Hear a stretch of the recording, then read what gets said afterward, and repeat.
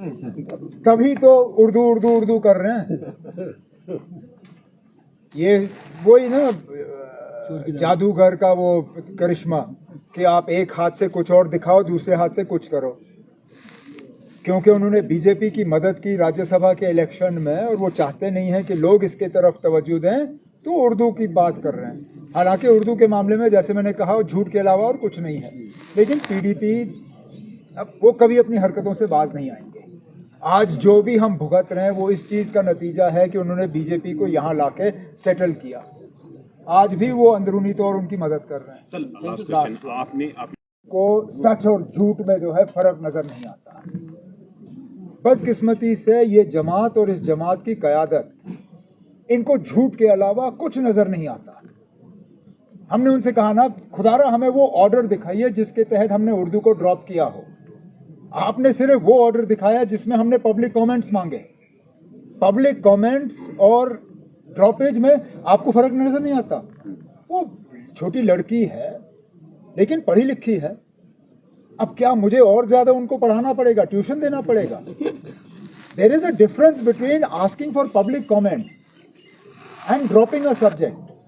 Droppage की file आज भी मेरे टेबल पे है, मैंने उसको मंजूरी नहीं दी है। मैं फाइल का नंबर दे सकता हूं जिस फाइल के तहत ये प्रपोज किया गया है, मैं उससे इनकार नहीं करता हूं। डिपार्टमेंट की तरफ से प्रपोजल आया है, उस प्रपोजल को मैंने मंजूरी नहीं दी है, ना देने का कोई इरादा है। लेकिन पब्लिक कमेंट्स मांगना ये हमारी जिम्मेदारी बनती है। We are an elected government, we have to take feedback from the people. हमने पब्लिक कमेंट्स के लिए ऑर्डर जारी किया। उस ऑर्डर के बुनियाद पे जिन लोगों के पास और कुछ बेचने के लिए है लोगों में नहीं, वो झूठ की बुनियाद पे अपनी सियासत जो है आगे चला रहे हैं। मैं आज भी उनको चैलेंज करता हूं, ड्रॉपेज का ऑर्डर पेश करें।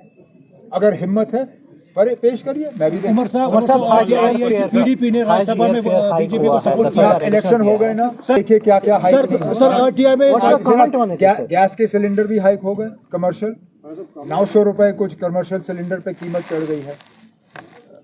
तेल की कीमतें बढ़ जाएंगी, सारा कुछ बढ़ेगा ना। इलेक्शन हो गए, इसका इलाज जो है वो यही इसी चीज का नतीजा ना।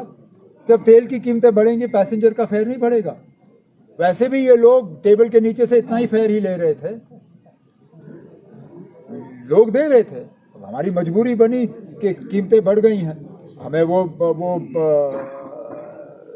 पैसेंजर फेयर बढ़ाने पड़े। लेकिन मैं बार बार ये कहता हूँ ना, इलाज इसी चीज में है कि ये जंग खत्म हो जाए। ये जंग शुरू होनी नहीं चाहिए थी। इस जंग की कोई बुनियाद नहीं है, कोई वजह नहीं है। अब जितनी जल्दी अमेरिका को अकल आए, इजराइल को तो अकल आनी नहीं है, उनमें शायद अकल है ही नहीं। चलिए इजराइल को छोड़ दीजिए, अमेरिका को कम से कम अकल आए, वो जंग रोके और ये तेल की कीमतें कम हो जाएं, हमें भी थोड़ा सा एक आराम मिलेगा। Last one.